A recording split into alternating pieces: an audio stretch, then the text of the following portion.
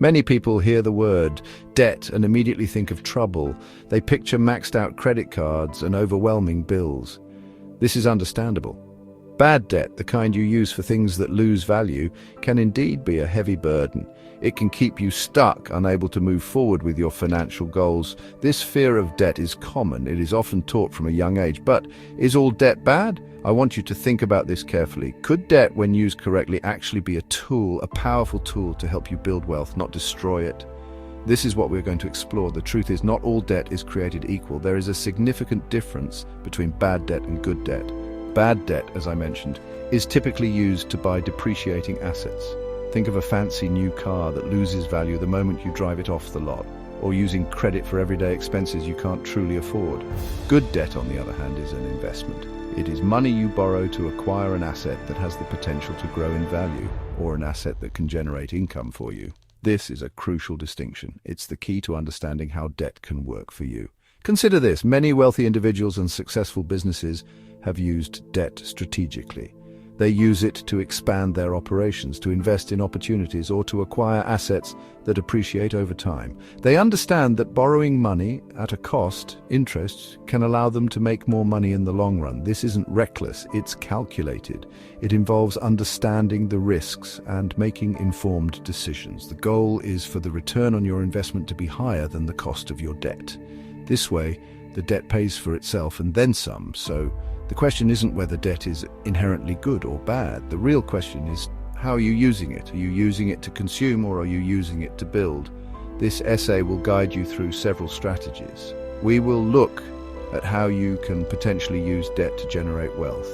We will discuss real estate, stock market tactics, business financing, and more. We will also talk about the importance of being smart and cautious, because with great power comes great responsibility, especially in the world of finance.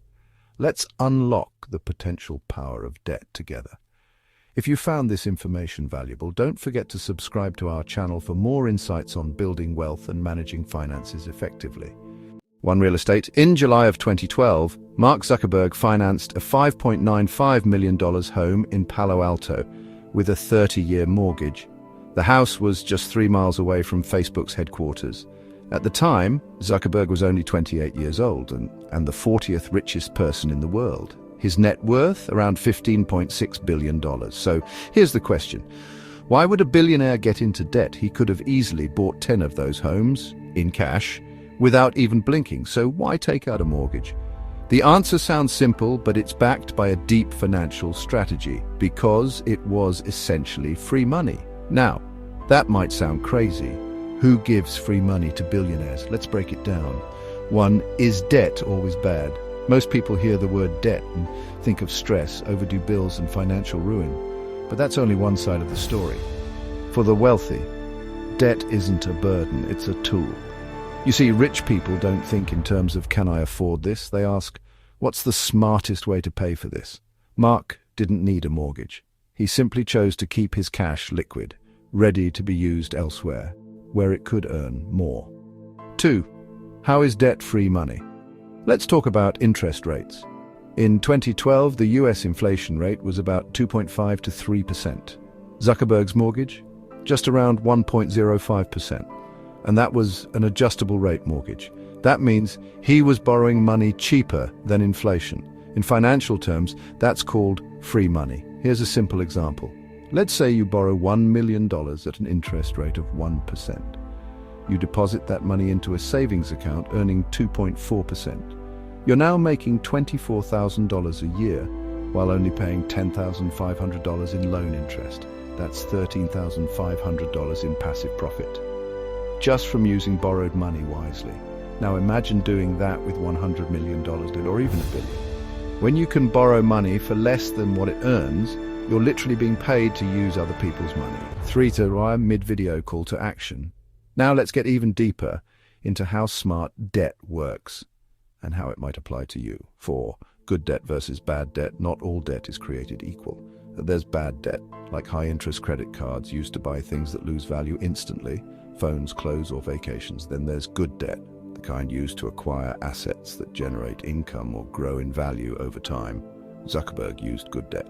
He borrowed money at a cheap rate so he could keep his capital flexible to invest, build, or seize opportunities. And this isn't just something billionaires do. Warren Buffett took out a mortgage on his house, even though he could have paid cash. Elon Musk uses loans against his shares to fund ventures instead of selling them. Why? Because wealthy people understand that cash flow and flexibility are more important than just owning something outright. 5. Debt and investment strategy. Here's what wealthy people do with debt. 1. They borrow below inflation. That means their debt loses value over time. 2. They keep their cash liquid. Cash is opportunity. When the market dips or a business needs capital, they're ready. 3. They leverage for return. They use borrowed money to invest in assets with higher returns, whether it's real estate, stocks, or businesses. Now, this strategy isn't for everyone. If you don't understand risk or can't manage payments, debt can ruin you.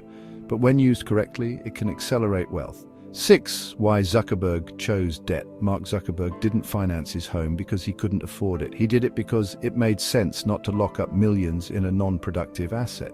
By keeping his cash free, he could invest, acquire companies, or simply earn more with less effort. Debt, when cheap and well managed, becomes a financial advantage. This is how the wealthy play the game. They don't fear debt, they understand it, and they use it. 2. Trade-based borrowing, smart financing for businesses.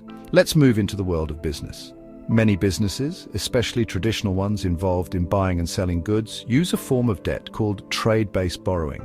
This is also sometimes known as supplier credit. It's a very common and effective way to finance operations without immediately tying up a company's own capital. Think about how products move from factories to consumers. There are many steps in between, and at each step, financing is often needed. This is where trade credit plays a vital role in the economy. Imagine a small retail business that sells clothing. They need to stock their shelves with the latest fashions. To do this, they order clothes from a manufacturer or a wholesaler. Instead of paying for the entire order upfront in cash, the supplier might offer them trade credit. This means the supplier loans them the products. The retailer receives the goods but agrees to pay the supplier at a later date, perhaps in 30, 60, or 90 days. This gives the retailer time to sell some of the clothes to customers. This arrangement is incredibly beneficial for the retailer. They can stock their store and generate sales without having to pay for the inventory immediately. The cash they earn from selling the clothes can then be used to pay back the supplier. The profit for the retailer comes from the markup on the clothes, the difference between what they sell them for and what they owe the supplier. This allows businesses to manage their cash flow more effectively. It helps them grow faster than if they had to pay for everything up front. This is a smart use of short-term debt. Of course, this relies on trust and a good relationship between the business and its suppliers. Factories and suppliers are more likely to extend credit to businesses they know are reliable and have a good track record of payment. Over time, as a business proves its creditworthiness, it might be able to negotiate better credit terms or larger credit lines. This type of borrowing is a fundamental part of global trade. For decades, manufacturers, particularly in regions like China, have supplied goods to businesses worldwide. Often on credit terms, it keeps the wheels of commerce turning smoothly. 3.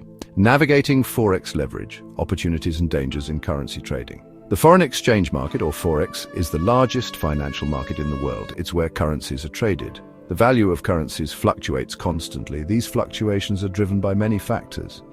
Economic data, interest rate changes by central banks, political events, and market sentiment can all impact currency prices. For example, if the Fed raises interest rates, it can make the US dollar stronger because it limits the supply of dollars and makes holding dollars more attractive.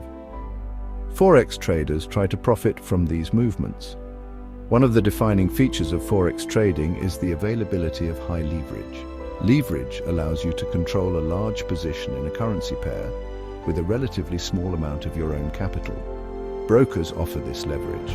For example, with 50-to-1 leverage, if you have $1,000 in your trading account, you can control a position worth $50,000. This means that even small price movements in the currency pair can result in significant profits if your trade goes in the right direction. This amplification is what attracts many people to Forex. However, leverage is a double-edged sword. Just as it can magnify your profits, it can also magnify your losses. If the currency pair moves against your position, even by a small amount, you can lose your initial capital very quickly. With high leverage, a small adverse movement can lead to a margin call. This is when your broker demands you add more funds to your account. Or they may automatically close out your losing positions to prevent further losses beyond your account balance. This makes forex trading extremely risky, especially for beginners. Understanding and managing this risk is critical. While the potential for quick profits exists, the potential for substantial losses is equally, if not more, present. Successful forex traders who use leverage often have sophisticated strategies. They use risk management tools like stop-loss orders. They also have a deep understanding of market dynamics. For most people, forex trading, especially with high leverage, is very speculative. It should only be approached with capital you can truly afford to lose. It is not a guaranteed path to riches. It is a highly specialized area. If you found this information helpful, make sure to subscribe to our channel for more insights on financial markets and trading strategies. Click the bell icon to stay updated with our latest videos. 4. The cornerstone of smart borrowing, your credit score.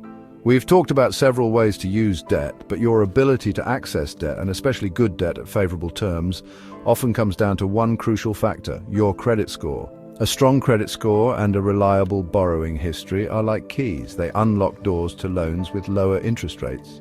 This is incredibly important. Lower interest rates mean you pay less for the privilege of borrowing money.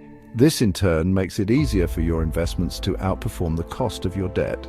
Think about it. Banks and lenders have vast sums of money available to lend. They want to lend it out because that's how they make money, through interest. But they are also in the business of managing risk. They want to lend to people and businesses who are very likely to pay them back. Your credit score is a primary indicator of your credit worthiness. It tells lenders how responsibly you have managed debt in the past. A high score suggests you are a low-risk borrower. A low score suggests you are a higher risk. Successful entrepreneurs and investors understand this. They work hard to build and maintain excellent credit.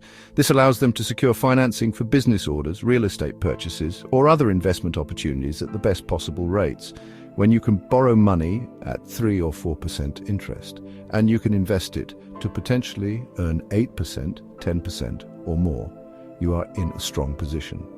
The difference is your profit, amplified by the borrowed funds.